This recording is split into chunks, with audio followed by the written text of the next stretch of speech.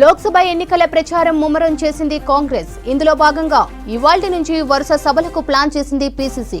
ముఖ్యమంత్రి రేవంత్ రెడ్డి ఎన్నికల ప్రచారాన్ని ఇవాల్టి నుంచి ప్రారంభిస్తున్నారు.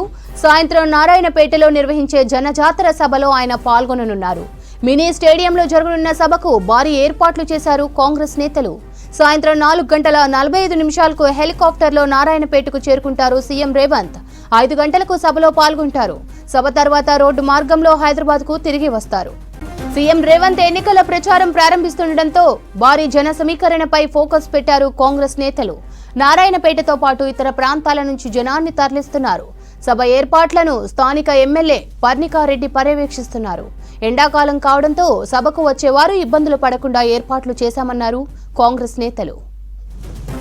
లోక్సభ ఎన్నికల ప్రచారం ముమ్మరం చేసింది కాంగ్రెస్.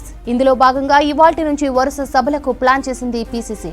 ముఖ్యమంత్రి రేవంత్ రెడ్డి ఎన్నికల ప్రచారాన్ని ఇవాల్టి నుంచి ప్రారంభిస్తున్నారు.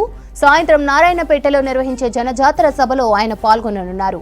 మినీ స్టేడియంలో జరగనున్న సభకు భారీ ఏర్పాట్లు చేశారు కాంగ్రెస్ నేతలు. సాయంత్రం 4:45 హెలికాప్టర్లో నారాయణపేటకు చేరుకుంటారు సీఎం రేవంత్. 5 గంటలకు సభలో పాల్గొంటారు. సభ తర్వాత రోడ్డు మార్గంలో హైదరాబాద్కు తిరిగి వస్తారు. సీఎం రేవంత్ ఎన్నికల ప్రచారం ప్రారంభిస్తుండటంతో భారీ జన సమీకరణపై ఫోకస్ పెట్టారు కాంగ్రెస్ నేతలు. నారాయణపేటతో పాటు ఇతర ప్రాంతాల నుంచి జనాన్ని తరలిస్తున్నారు. సభ ఏర్పాట్లను స్థానిక ఎమ్మెల్యే పర్ణికారెడ్డి పర్యవేక్షిస్తున్నారు.